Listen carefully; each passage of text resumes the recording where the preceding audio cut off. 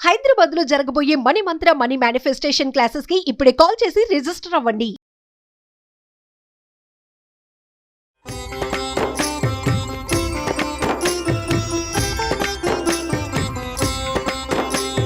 నమస్కారం. విష్ణు పురాణం 24వ భాగంలోకి వచ్చాం. కృష్ణుడు మధురానగరం చేరాడు. అక్కడ ధనుర్యాగాని కోసం మంత్రపూతంగా చేయబడి ఉన్నటువంటి ఉంచబడిన ధనుస్సుని విరగొట్టి యథాశక్తి దానికి అడ్డం వచ్చిన వాళ్ళందరినీ చావగొట్టాడు. ఈ విషయాన్ని తెలుసుకున్న కంసుడు ఏం చేశాడో చూద్దాం.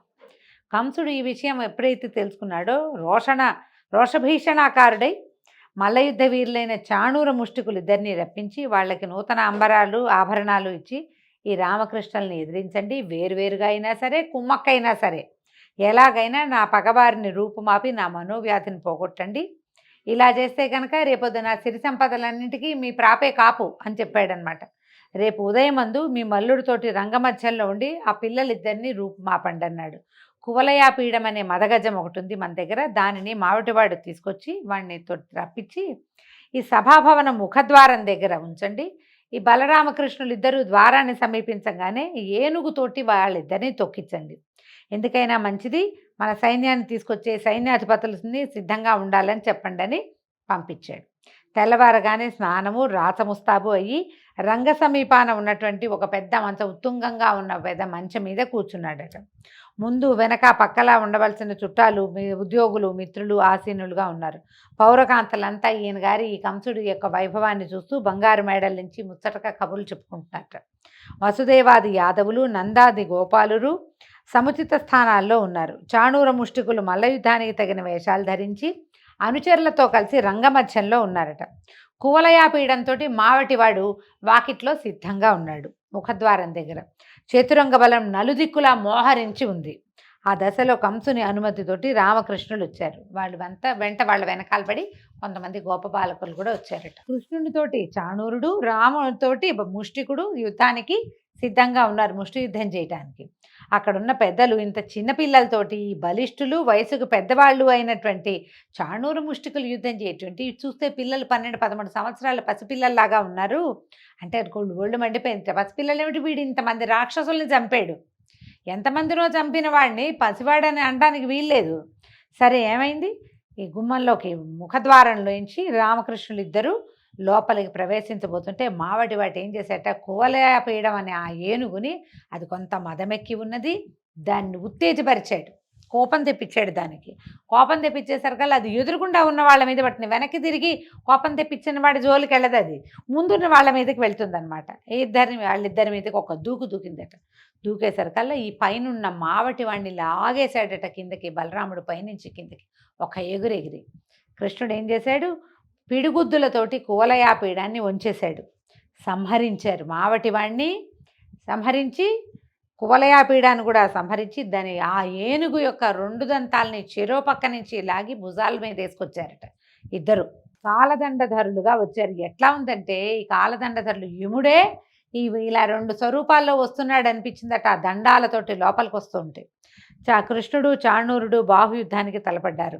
ఇద్దరికి చాలాసేపు పట్టువిడుపుతోటి భీకరంగా పోరు సాగింది. చివరికి కృష్ణుడు విజృంభించి చాణూరుని పాదాలు పిడికిట బిగించి 100 మార్లు పైనుంచి మహావేగంతో తిప్పగా వాడి నోట్లోంచి, ముక్కులోంచి, చెవుల్లోంచి నెత్తురు కారిపోయిందట. శరీరం చీలి విరిగిన అది ఒక వస్తువులాగా, వస్తువు విరిగితే ఎట్లా పడుతుందో అట్లా పడిపోయిందట, ప్రాణాలు హరించేసింది. అదేవిధంగా బలభద్రుడు ముష్టికునితోటి పట్లు పట్టి అతన్ని శవాన్ని చేసి విసిరేశాడు. ఈ వైపరీత్యం తన కళ్ళ ముందే జరగటం కంసుడికి రోషం పెరిగిపోయింది. ఒళ్ళు మండిపోతాను చూస్తూ ఉంటే. ఎవరో ఒకళ్ళు యుద్ధం చేస్తుంటే మిగిలిన వాళ్ళ బయట నుంచిన వాళ్ళు కూడా ఒక కొట్టు, లాగు, పెట్టు, చెయ్యి, ఇంకోసారి అలాగే అలా అరుస్తూ ఉంటారు. ఎప్పుడు ఇది ఇద్దరి మీద యుద్ధాన్ని ఎంకరేజ్ చేసే ఉద్దేశం ఉంటే, ఇక్కడ యుద్ధం కాదు, ఎట్లాగైనా వీళ్ళని సంహరించాలన్న ఆలోచనే ఉంది అతనికి. సంహారం పోయి వాళ్ళని ఏమీ చేయలేక వాడికి చిన్న దెబ్బలు కూడా తగలటం లేదు, సంహారం ఏమో వీళ్ళ పాలబడింది. ఈ వైపరీత్యం చూసేసరికల్లా కోపం పట్టలేక దేవకి వసుదేవుల్ని చెరసాలలో బంధించండి, నా తండ్రి ఉగ్రసేనుడి తల తెగ నరకండి, యదువృష్టి కాంభోజ అంధకారులను వాళ్ళందరినీ కొర్రుళ్ళు నాటి బాధించండి, నందాదులను గొల్లలను చితకొట్టి వాళ్ళ ఆలమందలను ఆస్తిపాస్తుల్ని కొల్లగట్టండి అని ఆజ్ఞలు జారీ చేసి నేను ఈ పిల్లలు బలరామకృష్ణుల పని పడతానని వాద్యాలు వాయించద్దని చతురంగ బలాన్ని రమ్మని ఆజ్ఞాపించాడు. అరిచి కేకలు పెడుతున్నాడు అనమాట. ఇప్పుడు ఇద్దరు గెలవంగానే వెంటనే వాద్యఘోష వినపడుతుంది. గెలిచారు శభాష్ అని. శభాష్లు వద్దంటున్నాడు అనమాట. ఈ చతురంగ బలాల్ని కూడా వచ్చేసేయమన్నాడు రంగం మీదకి. అనేసరికల్లా కృష్ణుడు ఏం చేశాడట, ఒక్క ఎగురెగిరి ఏ మంచం మీద అయితే కంసుడు ఉన్నాడో అక్కడికి ఒక ఎగిరి పైకి వెళ్ళాడట. ఎగిరి కిరీటాన్ని పడగొట్టి తలను వక్షానికి అదిమి ఒక్క తాపులో కిందకి దోసి కుప్పిగంతులు వేసి వీపు మీద తన్నాడు. ఇంకా చెప్పేదేముంది, వాడి ప్రాణవాయువు వాయువులో కలిసిపోయింది. కంసవధ ఇట్లా విచిత్రంగా ఏ ఆయుధంతో కాకుండా ఒట్టి తలపోటు పిడికిటి పోట్లతోటే అతని హరించుకుపోయింది. పువ్వుల వాన కురిసిందట ఆకాశం నుంచి. దేవదుందుభులు మోగాయి, గంధర్వులు మనోహరంగా పాటలు పాడారు పైనుంచి. బలరాముడు కంసుడు తమ్ముడిని కూడా అలాగే చాళ్ళు చేతులు కూడగట్టి మీదకెక్కి గిరగిరా తిప్పి కిందకి పడగొట్టాడు. ఆ దెబ్బతో వాడి ప్రాణాలు కూడా అన్న ప్రాణాల్లాగానే అంతరించుకుపోయాయి. ఈ సంఘటన చూస్తున్న యాదవులు నందాదులు పరమానందులయ్యారు. తర్వాత బలరామకృష్ణుడు దేవకీ వసుదేవుల వద్దకు వెళ్ళి పాదాభివందనాలు చేయగా మహానందంతో వాళ్ళ కుమారులని కౌగిలించుకున్నారు. మీరు దేవతలకు కూడా అసాధ్యాలైన పనులు చేస్తున్నారు. మా అదృష్టవశాత్తు కొడుకులుగా పుట్టిన ఆ వాసుదేవుడే మీరు. మీ మాయకు లోబడి మేము గుర్తించలేకుండా ఉన్నాము. మా ఎందున్న మాయను పోగొట్టి భక్తితో మా జీవితాలను పెనవేసి మా ఎందున్న అపరాధాలను బాపి రక్షించమని భగవత్ ప్రార్థన చేస్తున్నట్టుగా కుమారులను ప్రార్థించారట. అప్పుడు కృష్ణుడు అలా అనకండి, మేము మీ పిల్లలం, ఆదరాభిమానాలతో మీరు మమ్మల్ని పెంచుకోవాలి అని చెప్పి తన మాయ చేత వారి వివేకాన్ని తెరగప్పి అలాగే అక్కడ ఉన్నటువంటి బంధుమిత్రాదులందరినీ చూసి సముచిత రీతితోటి మాట్లాడారు. బాబాయి మామయ్య అందరినీ కుశలం కనుక్కున్నారనమాట. కంసుని అంతఃపుర కాంతలు వచ్చి ఈ భర్త ఇక కళేబరం మీద పడి తలా వక్షం గుండెలు బాదుకుంటూ ఏడవడం ప్రారంభించగా కృష్ణుడు వాళ్ళ దగ్గరికి వెళ్ళి వాళ్ళ దుఃఖాన్ని పోగొట్టి మాటలతో ఓదార్చి పంపించాడు.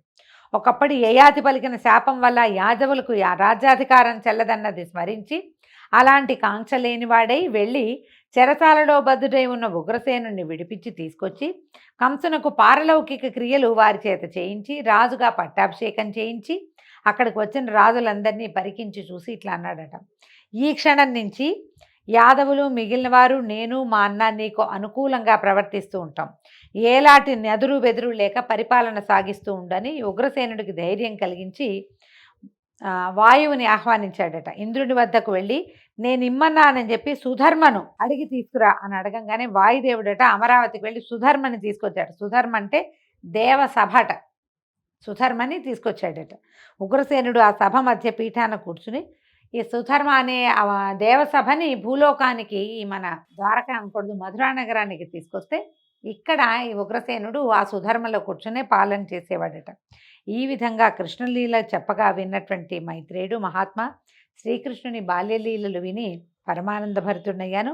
ఆ అవతార పురుషుని తర్వాతి వృత్తాంతము అలాగే బలభద్రుని చరిత్ర కూడా వర్ణించి వివరంగా చెప్పమని మైత్రేయుడు అడిగేసరికల్లా పరాశర మహర్షి ఇట్లా చెప్తున్నారు. ఇలా ఉగ్రసేనుని యాదవరాజుగా పట్టాభిషిక్తుని చేసి అతని చేత నానా యజ్ఞాలు ఎన్నో రకాల యజ్ఞాలు చేయించి అన్నదమ్ములిద్దరూ విద్యార్థులై అవంతిపురానికి వెళ్ళి వేదశాస్త్ర పారంగతుడైన సాందీపుడు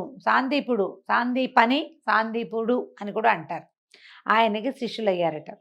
తర్వాత కొంచెం పెద్దవాళ్ళు అయ్యాక మామూలుగా 8వ ఏటే గురువాశ్రమాలకు వెళ్ళిపోతారు. కానీ వీళ్ళు 12-13 సంవత్సరాలు వచ్చేదాకా వెళ్ళాల, ఇక్కడే ఉన్నారు. అప్పుడు పంపించారు చదువుకి. పంపించేసరికల్లా అక్కడికి వెళ్ళి 64 విద్యలు 64 దినాలలో నేర్చుకున్నారట. గురువు అబ్బురపాటుతో చూసేట, అయ్యో ఏమిటిది భగవద్విలాసం, ఇట్లా వచ్చింది వీళ్ళకి అని. ఈ శిష్యులు ఏమన్నారట, గురుదేవా మేము మీకోసం ఏం చెయ్యాలి, మీకేం కావాలో చెప్పండి, అదే మేము మీకు సమర్పించే గురుదక్షిణ అని అడిగేసరికల్లా అప్పుడు ఈయన ఏం చెప్పాడట, ఈ సముద్రం పక్కనే ప్రభాసం అనే తీర్థం ఉంది. ప్రభాస తీర్థం అహ్మదాబాద్కి దగ్గరలో ఉంటుంది, గుజరాత్లో ఉంది. అక్కడ దానిలో నా కొడుకు చిన్న వయసు వాడు పడి మరణించాడు, వారిని బతికించి తీసుకురండి అని అడిగాడట. అప్పుడు ఈ బలరామకృష్ణులు ఇద్దరు అస్త్రశస్త్రాలు ధరించి సముద్రం దగ్గరికి వెళ్ళగా సముద్రుడు భయపడి ఘోషించాట. పెద్ద మోత వచ్చిందట సముద్రంలోంచి. అప్పుడు పంచజనుడు అనే రాక్షసుడు శంఖరూపుడితోటి ఆ బ్రాహ్మణ బాలుని చంపాడు అని శబ్దం అనమాట ఆ ఘోషలోంచి. ఈ సముద్రుని ఘోషను అర్థం చేసుకున్నటువంటి కృష్ణుడు అన్నను గట్టు మీద ఉండమని సముద్రంలోకి ప్రవేశించి పంచజనుడనే వాడిని సంహరించి వాడి శంఖరూపమైన ఎముక ఘోషించేటట్టుగా చేశాడట. ఆ నాదం రక్కసులకి భీకరము, వేల్పులకి ప్రమోదకరము అయిందట. తర్వాత కృష్ణుడు యమలోకానికి వెళ్ళి తన రాక యమునకు చెప్పి గురుపుత్రుణ్ణి తీసుకొచ్చి గురువుకి అప్పచెప్పాడు. తదుపరి అన్నదమ్ములు గురువుకి నమస్కరించి సెలవు తీసుకుని మథురా నగరానికి వెళ్ళిపోయారట. అంత జరాసంధుడికి కంసవధ గురించి తెలుసు ఆల్రెడీ. జరాసంధుని కూతుళ్ళిద్దరూ కంసుని యొక్క భార్యలుగా ఉన్నారు. ఆయన భార్యలుగా అస్థి ప్రాస్తి అనేవాళ్ళు ఆయన సొంత కూతుళ్ళు అనమాట. కృష్ణుడి వల్ల వాళ్ళకి వైధవ్యాన్ని, ఆయన కోపం వచ్చింది, కృష్ణుడి వల్లే వాళ్ళకి వైధవ్యం వచ్చింది, వాడి సంగతి చెప్పాలనుకున్నాడు. 23 అక్షౌహిణుల బలంతో మధుర మీదకి దండెత్తి వచ్చాడట. చాలా పెద్దదండి 23 అక్షౌహిణులు అంటే భారత యుద్ధం కంటే పెద్దది యుద్ధం అనమాట. రామకృష్ణులకి వీళ్ళకి సైన్యం తక్కువ ఉంది మధురా నగరంలో.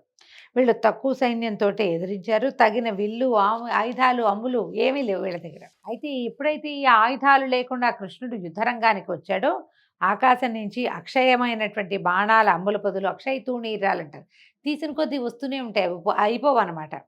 శార్ంగమలే విల్లు, కౌమోదకి అనే గద కృష్ణుని ముందు, తర్వాత బలిష్టమైన ముసలం అంటే రోకలి, హలం అంటే నాగలి, ఈ రెండు బలరాముని ముందు పడ్డాయి. వాటిని ధరించి ఇద్దరు ఈయనేమో ఇది భుజానేసుకుని, రోకల్ని ఒక భుజానేసుకుని, ముసలాన్ని రెండో చిత్తబుచ్చుకుని బలరాముడు ఈ విల్లు, తర్వాత అక్షయ తూణీరాలు భుజానికి తగిలించుకుని ఇంకో చేత్తో గదని పట్టుకుని కృష్ణుడు యుద్ధానికి వెళ్ళారట. విపరీతంగా ధరించారు, దారుణంగా రణం సాగించారు. జరాసంధుడు ముందు వెనక చూడక రణరంగాన్ని విడిచి పారిపోయేటట్టుగా చేశాడు. ఈ విధంగా బలరాముడు 18 సార్లు మధురా నగరం మీద దండెత్తారు.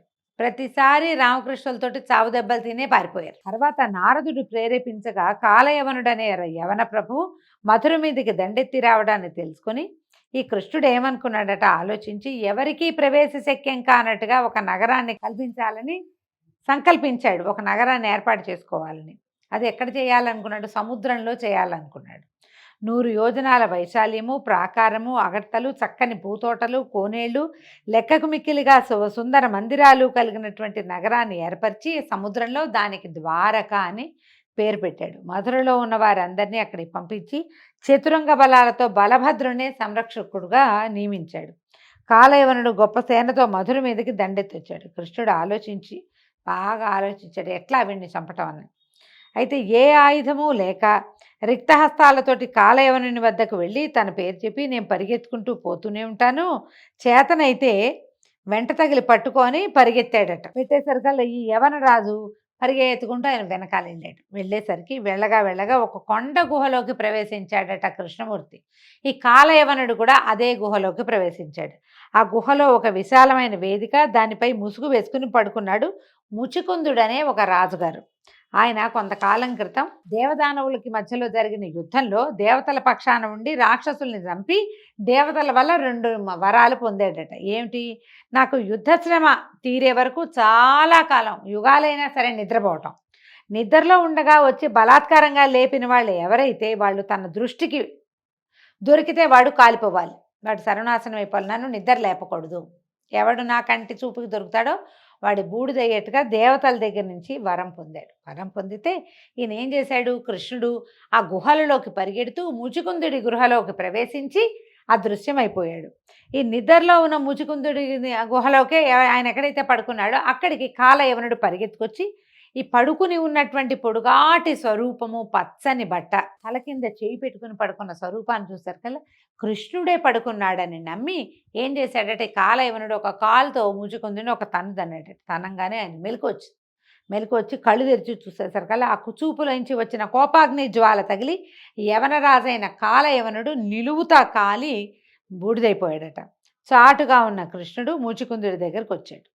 అప్పుడు ఎవరు నువ్వు అని రాజుగారు ప్రశ్నిస్తే, వసుదేవుననే యాదవుని కొడుకుని నన్ను కృష్ణుడు అంటారు అనగానే పరిగెత్తుకుంటూ లేచొచ్చాడట ముచుకుందుడు. లేచి వచ్చి ఆయనకి సాష్టాంగంగా నమస్కరించి, దేవదానవ యుద్ధం తర్వాత ఇంద్రుని మాట మీద ఈ కొండ గుహలో నిద్రించడానికి నేను వస్తుంటే గార్గ్యుడు అనేటువంటి ఒక బ్రాహ్మణుడు, ఒక ముని నా దగ్గరకు వచ్చి, రాజా, ద్వాపర యుగాంతమునందు భూభారం తీర్చడానికి మహావిష్ణువు యదువంశం నందు దేవకీ వసుదేవుల కుమారుడుగా జన్మిస్తాడు, కృష్ణుడనే పేరు కలిగి ఉంటాడు, నీకు ఆ దేవుని దర్శనం అవుతుంది, శుభప్రదుడితో నీకు మోక్షం లభిస్తుందని చెప్పారు. తండ్రి దయచేసావా ఇంతకాలానికి. ఈ ముచుకుందుడు కృతయుగానికి చెందినవాడండి. ద్వాపర యుగం దాకా పడుకున్నాడు. మొత్తం కృతయుగం ముప్పాతికి నిద్రపోయినట్టే. అక్కడి నుంచి త్రేతాయుగం మొత్తం నిద్రపోయాడు. ద్వాపర యుగాంతంలో జన్మించాడు కృష్ణ పరమాత్మ. ఆయన తర్వాత 5000 సంవత్సరాలే తర్వాత వచ్చేసింది కలి. ముచుకుందుడు గుర్తుపట్టాడు అనమాట. బట్టి అప్పుడు ఇది పరమాత్మకి దండం పెడితే ఆయన ముకుందుడు ప్రసన్నుడే ఏమన్నాడంటే, రాజా, నా మాట వల్ల దివ్యభోగాలు అనుభవించి మంచి వంశంలో పుట్టి వైభవాన్ని పొంది పూర్వజన్మ జ్ఞానం కలిగి నీకు ఇష్టమైన లోకంలో ఉండు, తర్వాత జన్మాంతమందు మోక్షాన్ని పొందమని చెప్పాడు. వరాలు ఇచ్చి బయటికి వెళ్ళిపోయాడు. ఇదండి హైదరాబాదు చుట్టుపక్కల సమీపంలో ఉన్నటువంటి అనంతగిరి కొండల మీద జరిగింది. ఇక్కడ ఈయన ఏం చేశాడట, ఈ ముచుకుందుడు కృష్ణుని పాదాలు తన అర్ఘ్యపాత్రతోటి, తన దగ్గర ఉన్న పాత్రతో ఉన్న నీళ్లతోటి పాదాలు కడిగితే అదే ముచుకుంద నది అయిందట. దాన్నే మూసీ నది అంటున్నాం. ఇప్పుడున్న మూసీ నది ఈ కాలం నాటిదనమాట. కృష్ణ పరమాత్మ పాదాలు కడగగా వచ్చిన నీరు, ఆయన పాదాల మీద నుంచి స్రవించిన నీరే మూసీ నదిగా మారింది. ఇది ఇక్కడే జరిగిందని దీనికి ఐతిహ్యంపు కథలు కూడా ఉన్నాయి, చారిత్రక ఆధారాలు కూడా కొన్ని 1-2 ఉన్నాయి. పెద్ద పాదాలు ఉన్నాయి ఆ గుహల్లో అని చెప్తారు. అయితే రాజుగారి బయటకు వచ్చి చూశాడు. ఈ ముచుకుందుడు బయటకు చూస్తే స్వల్పంగా ఉంది జనసమూహం, అందరూ పొట్టివాళ్ళుగా కనపడతారు. ఈయన కృతయుగం నాటివాడు కదా, అప్పుడు ఎంత పొడుగాటి వాళ్ళు, భూమి ఆకాశాలు పట్టకుండా ఉండేవాళ్ళు పొడుగ్గా. అమ్మో, ఈ కలియుగారంభం అయిపోయింది, ఈ స్వజనం వద్ద నేను ఉండలేను అని అసహించుకున్నాడట. ఇంత పొట్టి వాళ్ళతో ఎట్లా ఉంటామని గంధమాదన గిరికి పోయి తిరిగి తపశ్చర్యను ఆరంభించాడు. కృష్ణుడు శత్రువులను పరిమార్చి వాళ్ళ సంపదలన్నీ గ్రహించి తెచ్చి తాతకిచ్చేవాడట. ఈ విధంగా కృష్ణ సంరక్షణలో యాదవ వంశం ఆ అభివృద్ధి కలదై రాణించింది. ఒకనాడు ఇలా ఉండగా బలభద్రుడు కృష్ణునితోటి చెప్పి గోకులానికి వెళ్ళాడట. మధుర నుంచి గోకులానికి వెళ్ళాడు. యశోదానందలకు నమస్కరించి గోపాలులందరినీ పలకరించి కానుకలిచ్చి గోపికలకేమో వస్త్రాలనిచ్చి ఆనందంగా విహరిస్తుండగా ఒకనాడు వరుణుడు వచ్చాడట. బలరామునకు వివిధ మణిమయ భూషణాలు ఇచ్చి ఇష్టాగోష్ఠి జరిపాక బలరాముడు అడిగాడట, ఏమయ్యా, నీ కాలంలో ఒక కాలంలో నీ నుంచి వచ్చినటువంటి వారుణిని సేవిస్తారు కొందరు పెద్దలు, దానివల్ల ఏమవుతుంది, వరుణుడి నుంచే వారుణి వచ్చిందంటే, వారుణి అంటే మద్యమేనండి, ఇది ఎలా ఎందుకు అని అడిగేసరికి వరుణుడు చెప్పాట, దేవదానవులు అమృతం కోసం పాల సముద్రాన్ని తరుస్తూ ఉన్నప్పుడు అమృతం కన్నా ముందొచ్చింది వారుణి. రోగాలను పోగొడుతుంది, బలవృద్ధిని కలిగిస్తుంది, ఆనందంగా విహరించేటట్టు చేస్తుంది. దాన్ని సేవిస్తూనే కదా దేవదానవులు పరమానందంగా కాలం గడుపుతున్నారు. సూర్యుని సేవించని వాళ్ళది ఒక బతుక, నువ్వు కూడా నేటి నుంచి సురాపానం చేస్తూ ఉండు అని చెప్పి ఈ వరుణుడు ఏం చేశాట, వారుని కలశాన్ని బృందావనంలో ఉన్నటువంటి ఒక చెట్టు తొర్రలో స్థాపించి వెళ్ళిపోయాడట. అయితే ఈ కలశంలోంచి వచ్చేటువంటి మద్యం యొక్క గంధము ఆ ప్రాంతానికి ఒక ప్రత్యేకమైన శోభను తెచ్చినట్టు, ఏదో గుమగుమలాడుతూ ఉంటుంది. మద్యం గుమగుమలాడుతా అంటే నాకు తెలియదండి, దీంట్లో పురాణంలోనే అట్లా చెప్పబడింది. ఇప్పటి మద్యం ఈ కాలంలో ఉండేవి వేరు, ఆ కాలంది వేరే అయ్యి ఉంటుంది బహుశా. ఒకనాడు బలరాముడు తన వారితో ఆ ప్రాంతానికి తిరగడానికి రాగా ఆ మద్యం యొక్క గంధము నేను ఆకర్షించింది. ఏదో మంచి వాసన వస్తుంది, ఎక్కడ వస్తుంది ఈ వాసన అని వెతికితే ఈయనకి వేప చెట్టు త్వరలో కనపడినటువంటి వారుణి కలశాము కనపడిందట. అది వరుణుడు ఉంచిందేనని చెప్పి భావించి యమునా తీరంలో ఉన్న బృందావనంలో గోపికలతో కలిసి సవిలాసంగా మద్యపానం చేశారు.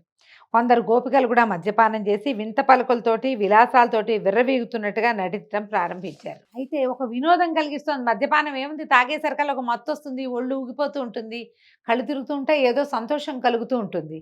దాంతో ఈయన ఏం చేశాడు, హాయిగా వాళ్ళతోటి కబుర్లు చెప్తూ గోపికలందరూ తలా ఒక పిచ్చి వేషము వేస్తుంటే ఆ పిచ్చి వేషాలన్నీ చూసి నవ్వుతూ ఆడుతూ అలసి సొలసి జలక్రీడలు ఆడదామనిపించింది. చాలా చెమట పోస్తోంది, విసుగ్గా ఉంది, స్నానం చేద్దామని మదిరాపాన మత్తుడై అక్కడికి వెళ్ళలేక యమునా నదిని నా దగ్గరికి రా అని యమునని పిలిచాడు. యమున ఎందుకు వస్తుంది, ఆవిడ దారిని ఆవిడ పోతూ ఉంటుంది. ఈ బలరాముడి దగ్గరికి రాకపోయేసరికల్లా కోపం వచ్చిందట.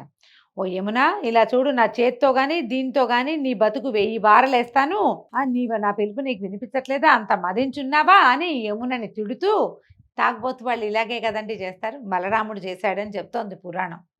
అయితే వెళ్ళి ఏం చేశాడు, యమునా నది గట్టుకి వెళ్ళి నాగల్ని నీళ్ళల్లో ముంచి లాగాడట. లాగేసరికల్లా ఏమైంది, అది విని దేవతలందరూ పైనుంచి ఆశ్చర్యంగా చూస్తుంటారు. ఏం శబ్దం వస్తోంది ఇది, పెద్ద ధ్వని, చాలా పెద్ద శబ్దం అట. యమున పెద్ద పెద్ద పాయలుగా అయిపోయి బృందావనంలోకి ప్రవేశించిందట.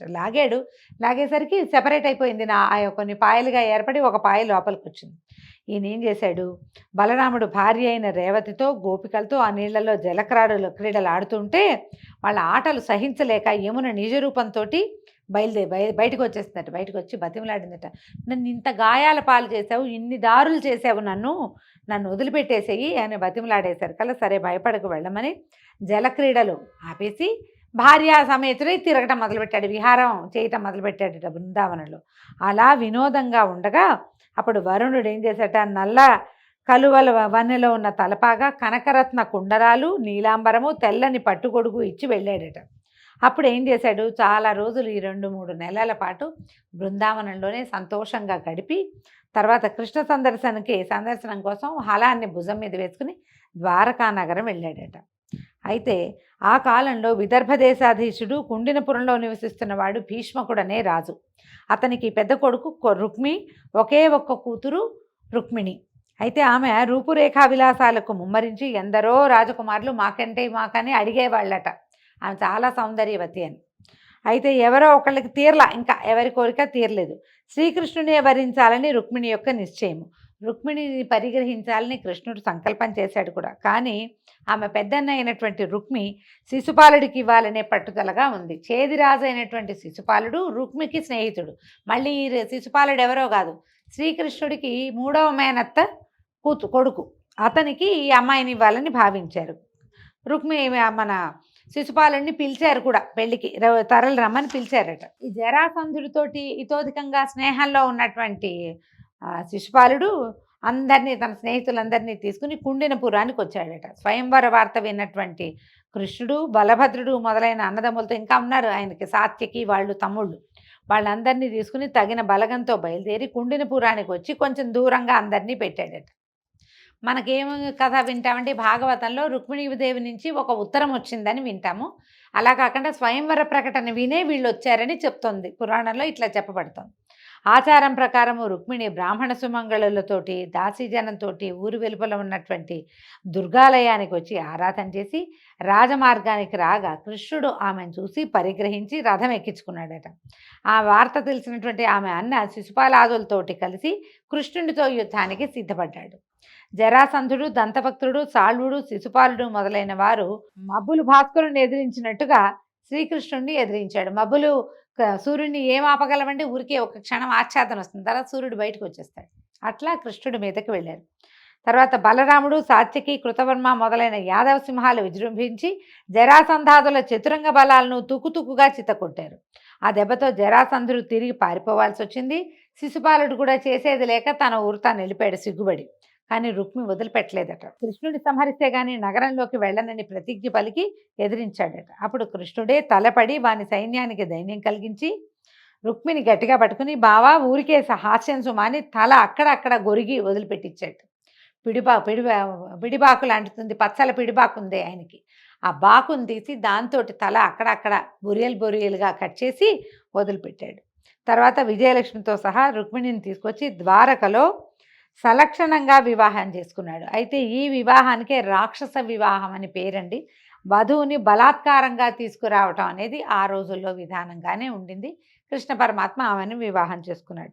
కొంతకాలానికి ఆ దంపతులకు మన్మథాంశంతో ఒక కుమారుడు, అచ్చంగా మన్మథుడిలాగా కనపడేటువంటి ప్రద్యుమ్నుడనే నామధేయంతో ఒక కుమారుడు కలిగాడు. అయితే ఈ పిల్లవాడు పుట్టిన 6వ రోజున శంబరాసురుడు అనే రాక్షసుడు పురిటింట్లోకి వచ్చి పసిబిడ్డని ఎత్తుకుపోయి సముద్రంలో పడేశాడట.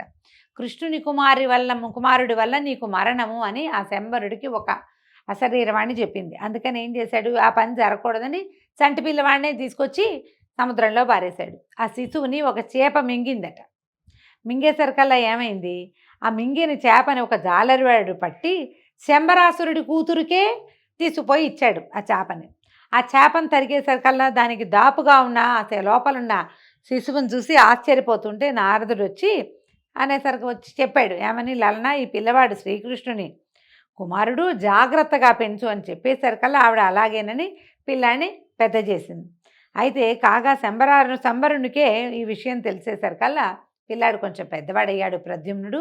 అప్పుడు యుద్ధానికి వచ్చాడట. శంబరాసురుడు తెలుసుకున్నాడు కృష్ణుడి కుమారుడు తమ నగరంలోనే పెరుగుతున్నాడని తెలుసుకుని లక్షితుడుగా ఉంటాడు అబ్బాయి. అతనితో యుద్ధం చేసేసరికల్లా శంబరాసురుని చీల్చి చెండాడేశాడట ప్రద్యుమ్నుడు. అప్పటి వరకు సంరక్షణ చేస్తున్నటువంటి మహిళ మాయావతి ఈ ప్రద్యుమ్నుడిని తీసుకొచ్చి ఇక్కడికి వదిలిపెట్టాడు. ప్రద్యుమ్న తీసుకొచ్చి ఇక్కడ వదిలిపెట్టింది. ద్వారకా నగరంలో తీసుకొచ్చి అంతఃపురంలోకి తీసుకొచ్చిందట. తీసుకొస్తే అక్కడ వచ్చిన వాళ్ళంతా ఆశ్చర్యపోయారట. అంతఃపురంలో ఉన్న ఆడవాళ్ళంతా అంత అందమైన ఆ కుర్రవాడిని చూసి, మాయావతిని చూస్తూ ఎవరు వీళ్ళని ఆశ్చర్యపోతుంటే రుక్మిణి వచ్చి ఆవిడ చూసిందట. అయ్యో ఎవరి కుర్రవాడు, ఆనాడు శివుడి కంటిమంటకి మరణించిన మన్మధుడిలాగా పుట్టాడా, ఏ తల్లికి అన్నది ఇంత నవమన్మధుడైన కొడుకుని, నా కొడుకు బతుకుంటే ఈ వయసులోనే ఉంటాడు కదా అని ఆవిడ కుమారుడిని చూస్తూ కళ్ళనీళ్ళు పెట్టుకుంటుంది. పిల్లాడు ముద్దుగా ఉన్నాడు, నా కుమారుడు కూడా ఇటగే ఉండేవాడు అనుకుంది. కొడుకుని గుర్తుపట్టాలి ఆవిడ.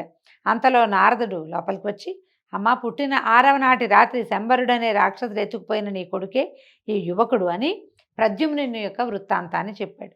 శ్రీకృష్ణుడు దేవుడు, ఆయనేమో ఆదిదేవుడు విష్ణువు, నీవేమో లక్ష్మీదేవి, ఈ యువకుడు సాక్షాత్తు మన్మథుడు, ఈ యువతి రతి, ఈవిడే రతీదేవి, ఇది మీ చరిత్ర, మీ మహిమను ఎవరూ తెలుసుకోలేరని చెప్పి వెళ్ళిపోయాడు. తర్వాత ఎవరి వల్ల అయితే పెంచబడ్డాడో ప్రద్యుమ్నుడు, ఆమె మాయావతినే వివాహం చేసుకున్నాడు. దీంతో ఈరోజు విష్ణు పురాణపు గాథలు పరిసమాప్తం అండి. రేపు ఉదయం మళ్ళీ తర్వాత గాథలో కలుసుకుందాము. నమస్కారం.